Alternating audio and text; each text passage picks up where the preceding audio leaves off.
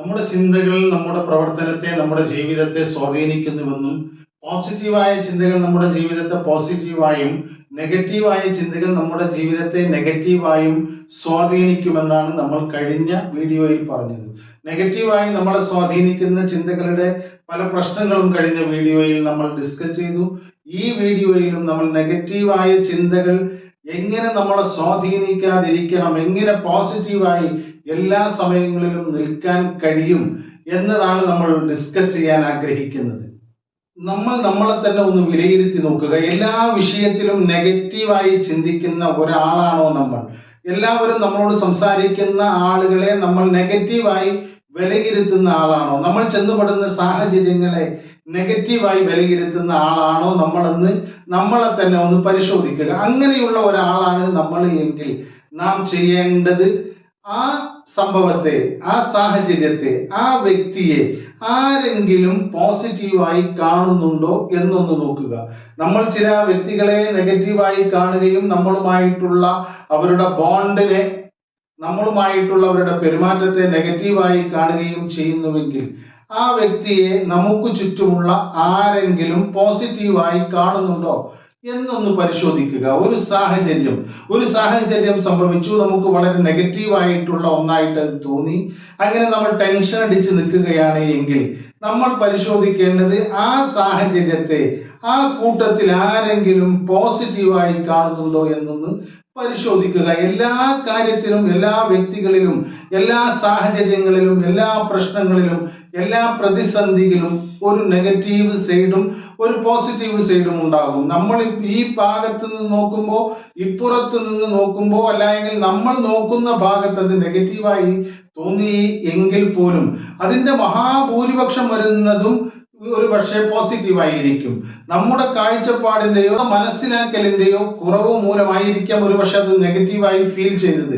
മറ്റുള്ളവർക്കും അത് പോസിറ്റീവായി ഫീൽ ചെയ്യുന്നുവെങ്കിൽ അതിനൊരു പോസിറ്റീവായിട്ടുള്ള കാര്യമുണ്ട്. ആ പോസിറ്റീവിൽ നമ്മൾ ഫോക്കസ് ചെയ്യാൻ ശ്രമിക്കുക. നാം മനസ്സിലാക്കേണ്ടത് എല്ലാ കാര്യങ്ങൾക്കും ഒരു നെഗറ്റീവ് സൈഡും ഒരു പോസിറ്റീവ് സൈഡും ഉണ്ടാകും. നെഗറ്റീവിലേക്ക് ഫോക്കസ് ചെയ്യുമ്പോൾ ആ വിഷയത്തെ, ആ സാഹചര്യത്തെ, ആ വ്യക്തിയെ നമുക്ക് നെഗറ്റീവായി തോന്നും.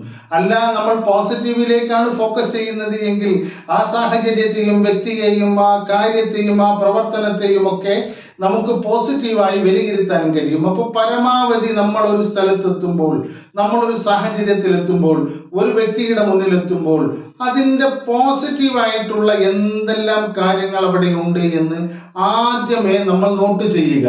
അങ്ങനെ പോസിറ്റീവായിട്ടുള്ള ഒരുപാട് കാര്യങ്ങൾ കാണുമ്പോൾ നെഗറ്റീവായിട്ടുള്ള കാര്യങ്ങളിലേക്ക് നമ്മുടെ ശ്രദ്ധ പോകാതിരിക്കുകയും ചെയ്യും. അങ്ങനെ നെഗറ്റീവും പോസിറ്റീവുമുള്ള ഒരു വിഷയത്തിന്റെ, ഒരു സാഹചര്യത്തിന്റെ, ഒരു വ്യക്തിയുടെ പോസിറ്റീവിനെ നമുക്ക് ഫോക്കസ് ചെയ്യാനും ആ സാഹചര്യത്തെയും വ്യക്തിയെയും പ്രവർത്തനത്തെയും ഒക്കെ നമുക്ക് പോസിറ്റീവായി കാണാൻ കഴിയും. ഈ പറഞ്ഞത് ഒരു പ്രാക്ടീസ് കൂടിയാണ്. ഇത് മനസ്സറിഞ്ഞുകൊണ്ട്, നാം അറിഞ്ഞുകൊണ്ട്, ബോധത്തോടെ ഇങ്ങനെ പോസിറ്റീവായുള്ള കാര്യങ്ങൾ എന്തൊക്കെയുണ്ട് ഞാൻ എത്തിയ സ്ഥലത്തല്ല എങ്കിൽ ഞാൻ സംസാരിക്കുന്ന ഈ വ്യക്തിയിൽ എന്നത് നമ്മൾ എണ്ണി, ഒരു പ്രാക്ടീസ് കണക്കെ എണ്ണി തിട്ടപ്പെടുത്തിയത ഇത്രയും പോസിറ്റീവായിട്ടുള്ള കാര്യങ്ങൾ ഇതിലുണ്ട്, അതുകൊണ്ട് ഇത് പോസിറ്റീവാണ് എന്ന് നമ്മുടെ മനസ്സിനോട് തന്നെ നാം പറയണം. അപ്പോഴാണ് നമുക്ക് എല്ലാ സാഹചര്യത്തിലും പോസിറ്റീവായി ചിന്തിക്കാനും ജീവിക്കാനും കഴിയുക. അതുപോലെ ജീവിതം മുഴുവൻ നെഗറ്റീവായി കഴിയുന്ന ഒരാളാണ് എങ്കിൽ ഒരു ദിവസം മുഴുവനും എല്ലാം നെഗറ്റീവായി ചിന്തിക്കുന്ന, എനിക്കിങ്ങനെ വന്നല്ലോ, ഞാൻ ഇങ്ങനെയാണ്, എനിക്കത് കിട്ടിയില്ലല്ലോ എന്നൊക്കെ പറഞ്ഞ് എൻ്റെ സാഹചര്യം മോശമാണ്, ഞാൻ ഇതിനൊക്കെ വിധിക്കപ്പെട്ടവനാണ്, എന്തൊരു കഷ്ടപ്പാടാണ് എന്ന രീതിയിൽ ചിന്തിക്കുന്ന ഒരു വ്യക്തിയാണ് നിങ്ങൾ എങ്കിൽ നിങ്ങൾ ചെയ്യേണ്ടത് ഒരു ദിവസത്തിൽ 2 മണിക്കൂറെങ്കിലും നമുക്ക് വേണ്ടി ചിലവഴിക്കുക. നമുക്ക് സന്തോഷം നൽകുന്ന എന്തെങ്കിലും ഒരു ഹോബി നാം കണ്ടെത്തുകയും ആ ഹോബിക്കനുസരിച്ച് നാം ജീവിക്കുകയും ആ ഹോബിക്കനുസരിച്ച് നാം പ്രവർത്തിക്കുകയും ആ ഹോബി നമ്മുടെ ജീവിതത്തിന്റെ ഭാഗമാക്കുകയും അതിൽ സന്തോഷം കണ്ടെത്തുകയും ചെയ്യുക. അങ്ങനെ ആ 2 മണിക്കൂറെങ്കിലും, 1 മണിക്കൂർ മുതൽ 2 മണിക്കൂർ വരെയുള്ള സമയങ്ങൾ നമ്മുടെ ഏറ്റവും ഇഷ്ടപ്പെട്ട, നമുക്ക് സന്തോഷം തരുന്ന, നമ്മൾ അത് ചെയ്യുമ്പോൾ സമയം പോകുന്നതറിയാത്ത തരത്തിലുള്ള ഏതെങ്കിലും ഒരു ഹോബി നമ്മുടെ ജീവിതത്തിന്റെ ഭാഗമാക്കുകയും അത് ദിവസവും അതിനു വേണ്ടി നാം സമയം ചിലവഴിക്കുമ്പോഴും സ്വാഭാവികമായും നെഗറ്റീവായിട്ടുള്ള ചിന്തകളിൽ നമ്മളിൽ നിന്ന് അകന്നു പോകുകയും സന്തോഷവും സമാധാനവും ഒക്കെ നമ്മളിലേക്ക് എത്തുകയും ചെയ്യും. ആ 2 മണിക്കൂർ നമ്മൾ കൃത്യമായിട്ട് പ്രവർത്തിക്കാൻ തുടങ്ങിയാൽ, ആ ഹോബി ചെയ്യാൻ തുടങ്ങിയാൽ, ഒരു 21 ദിവസത്തിനകം നമുക്ക് മനസ്സമാധാനവും ശാന്തിയും ഒക്കെ ലഭിക്കുമെന്നതിൽ യാതൊരു തർക്കവുമില്ല. അതുകൊണ്ട് ജീവിതത്തിൽ ഏതെങ്കിലും തരത്തിലുള്ള ഒരു ഹോബി, അത് പുസ്തക വായനയാകാം, മറ്റു ഒരുപാട് കാര്യങ്ങളുണ്ട് ഹോബീസ്, അതിൽ നമുക്കിഷ്ടമുള്ള ഏതെങ്കിലും ഒരു ഹോബി തിരഞ്ഞെടുത്ത് അതിനു വേണ്ടി കുറച്ചു സമയം മാറ്റിവെക്കുക. കാരണം നമുക്ക് വേണ്ടി സമയം മാറ്റിവെക്കേണ്ടത് നമ്മൾ തന്നെയാണ്. നമ്മളാണ് നമ്മളെ സന്തോഷിപ്പിക്കേണ്ടത്.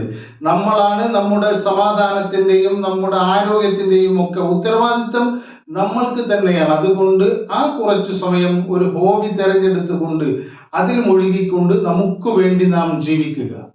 അതുപോലെ നമുക്ക് എനിക്കതില്ലല്ലോ ഇതില്ലല്ലോ എന്നൊക്കെ പറഞ്ഞ് നിൽക്കുന്ന, നെഗറ്റീവ് അടിച്ച് നിൽക്കുന്ന ആളാണ് എങ്കിൽ നാം ചെയ്യേണ്ടത് ഒരു പുസ്തകമെടുത്ത് നമുക്കുള്ള ഒരുപാട് അനുഗ്രഹങ്ങളെ കുറിച്ച് നാം ഓരോന്നോരോന്ന് എഴുതുക, അത് വായിക്കുക, അതിന് എണ്ണം കണക്കാക്കുക. ഇത്രയേറെ അനുഗ്രഹങ്ങൾ എനിക്കുണ്ട്, എനിക്ക് കണ്ണുണ്ട്, കാതുണ്ട്, നാക്കുണ്ട്, കാലുണ്ട്, കൈയുണ്ട്, ഒരുപാട് അവയവങ്ങളുണ്ട്, വീടുണ്ട്, ഭക്ഷണം കഴിക്കാൻ സൗകര്യമുണ്ട്, നല്ല പേരൻസ് ഉണ്ട്, നല്ല കുടുംബക്കാരുണ്ട്, നല്ല അയൽവാസികളുണ്ട്, നല്ല നാട്ടുകാരുണ്ട്, ഇതെല്ലാം എനിക്കുണ്ട് എന്ന രീതിയിൽ അതിനെ നമ്മൾ കാണുക. അതുപോലെ മറ്റുള്ളവർക്കില്ലാത്ത എന്തൊക്കെ കാര്യങ്ങൾ നമുക്കുണ്ടോ അതൊക്കെ നമ്മൾ എഴുതുക. നമ്മുടെ മക്കളെ കുറിച്ച്, ഭാര്യയെ കുറിച്ച്, മാതാപിതാക്കളെ കുറിച്ച്, അവരുടെ സന്തോഷത്തെ കുറിച്ച്, അവർ നമുക്ക് നൽകുന്ന നല്ല അനുഗ്രഹത്തെ കുറിച്ച്, നമ്മുടെ ജോലിയെ കുറിച്ച്. ഇതൊക്കെ ജോലിയില്ലാത്ത ധാരാളം ആളുകളുണ്ട്, രക്ഷിതാക്കന്മാരില്ലാത്ത ഒരുപാട് ആളുകളുണ്ട്, ഭക്ഷണം കഴിക്കാനില്ലാത്ത ഒരുപാട് ആളുകളുണ്ട്, ഒരു നേരം അന്തി ഉറങ്ങാൻ വീടില്ലാത്ത ഒരുപാട് ആളുകളുണ്ട്, നല്ല കൂട്ടുകാരില്ലാത്തവരുണ്ട്, നല്ല നാട്ടുകാരില്ലാത്തവരുണ്ട്, സങ്കടം പറയാൻ ആളില്ലാത്തവരുണ്ട്. അതുകൊണ്ട് തന്നെ നമുക്കുള്ളതിനെ മുഴുവനും നാം തെരഞ്ഞു പിടിച്ച് ഓരോന്നോരോന്നായി എഴുതിയാൽ 100 കണക്കിന് ആ കാര്യങ്ങൾ നമുക്ക് മാത്രം, മറ്റുള്ളവർക്കില്ലാത്തത് നമുക്കുള്ളതായിട്ട് നമുക്ക് കാണാൻ കഴിയും. അതുപോലെ മറ്റുള്ളവർക്കില്ലാത്തതും നമുക്കുള്ളതുമായിട്ടുള്ള ഈ 100 കണക്കിന് അനുഗ്രഹങ്ങളെ നാം എഴുതുകയും അതിനെ എണ്ണുകയും അതിനെ മനസ്സിലാക്കുകയും ചെയ്യുമ്പോഴാണ് നമുക്ക് നമ്മോട് തന്നെ മതിപ്പ് തോന്നുകയും നമ്മോട് തന്നെ സ്നേഹം തോന്നുകയും നമ്മുടെ അനുഗ്രഹങ്ങളെ മനസ്സിലാക്കുകയും നമുക്ക് തന്നെ കോൺഫിഡൻസ് വരികയും ചെയ്യുന്നത്. അതുകൊണ്ട് നമ്മുടെ അനുഗ്രഹങ്ങളെ നാം എഴുതുക, അതിനെ എണ്ണി തിട്ടപ്പെടുത്തുക, അതിന് നന്ദി പറയുക. അത് നമുക്ക് നൽകിയ ഈ പ്രപഞ്ചത്തോട്, പ്രപഞ്ചനാഥനോട് നാം നന്ദി പറയുക. അത് നമുക്കെല്ലായ്പ്പോഴും പോസിറ്റീവായി ഇരിക്കാനുള്ള ഒരു പ്രചോദനം നൽകും. അതുപോലെ തന്നെയാണ് അവോയ്ഡ് കംപ്ലൈനിങ്. എല്ലാ കാര്യത്തിലും കംപ്ലൈന്റ് പറയുന്ന ഒരു സ്വഭാവം നാം മാറ്റി നിർത്തുക. എല്ലാവരോടും എനിക്കതില്ല, ഇതില്ല, അങ്ങനെയാണ്, ഇങ്ങനെയാണ്, അവൻ എന്നോട് അങ്ങനെ പെരുമാറുന്നു, എൻ്റെ മാനേജ്മെന്റ് ഇങ്ങനെയാണ്, എൻ്റെ വീട്ടുകാരിങ്ങനെയാണ്, ഞാൻ ജോലി ചെയ്യുന്ന സ്ഥലം ഇങ്ങനെയാണ്, അവിടെയുള്ള ആളുകൾ ഇങ്ങനെയാണ് എന്നൊക്കെ രീതിയിൽ ഒരുപാട് കംപ്ലൈന്റുകൾ പറയാതെ, കംപ്ലൈന്റ് നാം പറയണം. നമ്മളെ ദ്രോഹിക്കുന്നവരെ, നമ്മളെ ബുദ്ധിമുട്ടാക്കുന്നവരെ ഒക്കെ കംപ്ലൈന്റ് പറയേണ്ടത് അതിന്റെ അതോറിറ്റിയിൽ മാത്രമാണ്. ആരോടാണ് കംപ്ലൈന്റ് പറയേണ്ടത് എന്ന് നാം കൃത്യമായി മനസ്സിലാക്കണം.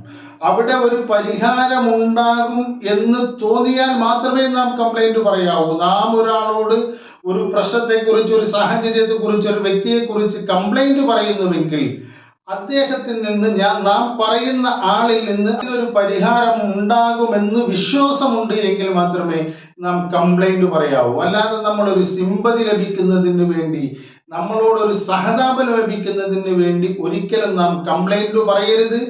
എന്ന് മാത്രമല്ല, സഹതാപം ലഭിക്കുക എന്നതിനോളം മോശപ്പെട്ട ഒരാളുടെ സഹതാപത്തിൽ ജീവിക്കുക എന്നതിനേക്കാൾ പ്രയാസപ്പെടുന്ന, നമ്മളെ പരാജയപ്പെടുത്തുന്ന, നമ്മളെ കെട്ടിയിടുന്ന ഒരു സംഭവം വേറെയില്ല. അതുകൊണ്ട് ഒരിക്കലും ഒരാളുടെയും സിമ്പതിക്ക് വേണ്ടി നാം ഒരിക്കലും കംപ്ലൈന്റ് പറയരുത്. അതുകൊണ്ട് തുടർച്ചയായി കംപ്ലൈന്റ് പറയുന്ന ആളുകളെ നമുക്ക് ഇഷ്ടപ്പെടാൻ കഴിയില്ല എന്നതുപോലെ തന്നെ നമ്മൾ അങ്ങനെ തുടർച്ചയായി കംപ്ലൈന്റ് പറയുന്ന ആളാണ് എങ്കിൽ മറ്റുള്ളവർക്കും നമ്മളോടൊരു വെറുപ്പോ ഒരു അകൽച്ചയോ ഒക്കെയായിരിക്കും. അതുകൊണ്ട് നടന്ന് കംപ്ലൈന്റ് പറയുന്ന, പരാതി പറയുന്ന ഒരാളായി മാറാതെ, പരാതി പറയേണ്ടിടത്തും അതിന് പരിഹാരം ലഭിക്കുമെന്ന് ഉറപ്പുള്ളിടത്തും മാത്രം പറയുക.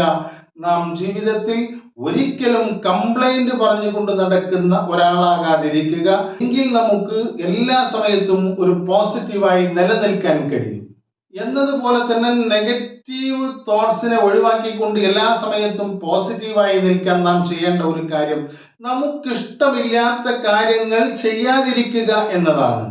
ഏതൊരു കാര്യമാണ് എങ്കിലും ആർക്കോ വേണ്ടി ആരുടെയെങ്കിലും നിർബന്ധത്തിനു വഴങ്ങി ഒരു കാര്യം ചെയ്യുന്നതിന് നിർത്തി പകരം നമുക്കിഷ്ടമുള്ള കാര്യങ്ങൾ മാത്രം ചെയ്യുക. ഒരു ജോലി നമുക്കത് ഇഷ്ടമില്ലാതെ ചെയ്യുന്ന ഒരു ജോലിയാണ് എങ്കിൽ ഭയങ്കര കഷ്ടപ്പാടാവും ആ ജോലി. അതുകൊണ്ട് തന്നെ നമുക്ക് നല്ല രീതിയിൽ ചിന്തിക്കാനോ പോസിറ്റീവായി ഇരിക്കാനോ ആ ജോലി കൃത്യമായി ചെയ്യാനോ ഒന്നും കഴിയില്ല. അതുകൊണ്ട് തന്നെ നമുക്ക് ഇഷ്ടമില്ലാത്ത ജോലിയാണ് എങ്കിൽ ഇഷ്ടമുള്ള ഏതെങ്കിലും മേഖല തിരഞ്ഞെടുക്കുക എന്നതാണ് അതിന് പരിഹാരം. അതുകൊണ്ട് തന്നെ നമ്മൾ ഒരാളുടെയും നിർബന്ധത്തിന് വഴങ്ങി ഒരാളുടെയും ആവശ്യത്തിന് വഴങ്ങിക്കൊണ്ട് നമുക്ക് ഇഷ്ടമില്ലാത്ത ഒരു കാര്യവും ചെയ്യാതിരിക്കുക എന്നതാണ് എല്ലാ സമയത്തും പോസിറ്റീവായി ഇരിക്കാനുള്ള ഒരു കാര്യം. അതുപോലെ നമ്മളിൽ അടിഞ്ഞുകൂടിയിട്ടുള്ള സബ് കോൺഷ്യസ് മൈൻഡിൽ അടിഞ്ഞുകൂടിയിട്ടുള്ള നെഗറ്റീവായ ചിന്തകളെ റീപ്ലേസ് ചെയ്തുകൊണ്ട് പുതിയ ന്യൂറൽ പാത്വേകൾ സൃഷ്ടിക്കുന്നതിന് വേണ്ടി പോസിറ്റീവായിട്ടുള്ള ചിന്തകൾ വരുന്നതിന് വേണ്ടി നമ്മൾ ഡെയിലി അഫർമേഷൻസ്, പോസിറ്റീവായിട്ടുള്ള സ്ഥിരീകരണ വചനങ്ങൾ നാം ശീലമാക്കുക. എനിക്കത് കഴിയും, ഞാൻ നല്ല ആത്മവിശ്വാസമുള്ള ആളാണ്, എനിക്കെന്നിൽ വിശ്വാസമുണ്ട്, എനിക്ക് ഒരുപാട് കഴിവുകളുണ്ട്, ആ കഴിവുകൾ ഉപയോഗിച്ച് എൻ്റെ ജീവിതത്തിൽ എനിക്ക് വിജയിക്കാൻ കഴിയും, സർവൈവ് ചെയ്യാൻ കഴിയും, അതിജീവിക്കാൻ കഴിയും, എല്ലാ കാര്യങ്ങളിലും നല്ല ഒരു പോസിറ്റീവായിട്ടുള്ള രീതിയിൽ എനിക്ക് പ്രവർത്തിക്കാൻ കഴിയും എന്നൊക്കെ രീതിയിലുള്ള അഫർമേഷൻസ് നാം തുടർച്ചയായി നമ്മളോട് തന്നെ പറയുക. നിരന്തരമായി റിപ്പീറ്റേറ്റീവായി നാം അത് പറയുമ്പോൾ നമ്മുടെ ബ്രെയിനിൽ അതുമായി ബന്ധപ്പെട്ട പുതിയ ന്യൂറൽ പാത്വേകൾ സൃഷ്ടിക്കപ്പെടുകയും അതിലൂടെ നമ്മുടെ ആ ചിന്തകളിൽ പോസിറ്റീവ് നിറയ്ക്കാനും നമുക്ക് കഴിയും. അങ്ങനെ ചെറുപ്പകാലങ്ങളിൽ നാം കണ്ടതും കേട്ടതും മനസ്സിലാക്കിയതുമായിട്ടുള്ള കുറെ നെഗറ്റീവ് സ്ട്രോക്കുകളിൽ നിന്ന് രൂപപ്പെട്ട ആ നെഗറ്റീവ് ബിലീഫ്സ്, ലിമിറ്റിംഗ് ബിലീഫ്സിനെ നമുക്ക് മാറ്റിയെടുത്തുകൊണ്ട് പോസിറ്റീവായ രീതിയിൽ നമുക്ക് പ്രവർത്തിക്കാൻ കഴിയും. അങ്ങനെ നമ്മുടെ ബ്രെയിനിനെ റീപ്രോഗ്രാം ചെയ്യാൻ കഴിയും. അതുകൊണ്ട് നമ്മൾ ഡെയിലി അഫർമേഷൻസ്, സ്ഥിരീകരണ വചനങ്ങൾ നാം നമ്മളോട് തന്നെ പറഞ്ഞുകൊണ്ട് ഉറപ്പിക്കുക. മറ്റൊരു കാര്യമാണ് നമ്മുടെ മനസ്സിനെ ശാന്തമാക്കുന്നതിന് വേണ്ടി, ഒരു പീസ്ഫുൾ മൈൻഡ് സെറ്റിന് വേണ്ടി നാം മെഡിറ്റേഷൻ പോലെയുള്ള കാര്യങ്ങൾ ചെയ്യുക. അത് പ്രാർത്ഥനകളാകാം, മെഡിറ്റേഷൻ ആകാം. അതുപോലെ നമ്മുടെ ഫോക്കസിനെ ഒരു വസ്തുവിലേക്ക് തന്നെ കുറെ സമയത്ത് പിടിച്ചു നിർത്താൻ കഴിയുന്ന ഏതെങ്കിലും തരത്തിലുള്ള ഒരു മൈൻഡ്ഫുൾനെസ് പ്രാക്ടീസ് ആവാം. അത് നമ്മൾ തുടർച്ചയായി ഏർലി മോർണിംഗിൽ തന്നെ എണീറ്റ ഉടനെ നമ്മൾ നമ്മുടെ പ്രഭാത കൃത്യങ്ങളിൽ ആദ്യത്തെ ഒരു സ്ഥാനം നൽകിക്കൊണ്ട് ഈ മെഡിറ്റേഷനും ആരാധനകളും ഒക്കെ നടത്തുമ്പോൾ നമ്മുടെ മനസ്സ് കുറച്ചു സമയം സമാധാനത്തോടെ ശാന്തമാക്കാൻ നമുക്ക് കഴിയും. അങ്ങനെ ശാന്തമാക്കാൻ നമുക്ക് കഴിയുന്ന ആ മനസ്സിൽ നമുക്ക് ശാന്തി വിളയിച്ചെടുക്കാൻ കഴിയും. അങ്ങനെ ശാന്തമായ ഒരു മനസ്സിൽ പോസിറ്റീവായിട്ടുള്ള ചിന്തകളാണ് കൂടുതൽ വരിക. അങ്ങനെ ആ പോസിറ്റീവായിട്ടുള്ള ചിന്തകളെ കൊണ്ട് നമ്മുടെ ദിനരാത്രങ്ങളെ നമുക്ക് നിറക്കാൻ സാധിച്ചാൽ നമുക്ക് എല്ലാ സമയത്തും സന്തോഷത്തോടെ സമാധാനത്തോടെ ശാന്തമായി ജീവിക്കാൻ കഴിയും. അതിന് നമുക്ക് കഴിയട്ടെ. ഇതിനാവശ്യമായിട്ടുള്ള ഒരുപാട് പ്രാക്ടീസുകൾ കൂടുതലുണ്ട്. നമുക്ക് അടുത്ത വീഡിയോകളിൽ അതിന് സഹായിക്കുന്ന കാര്യത്തിലുള്ള കാര്യങ്ങൾ ഡിസ്കസ് ചെയ്യാം. അതിന് നമുക്ക് കഴിയട്ടെ എന്ന് ആഗ്രഹിച്ചുകൊണ്ട് മറ്റൊരു വീഡിയോയിൽ കാണുന്നത് വരെ നന്ദി, നമസ്കാരം.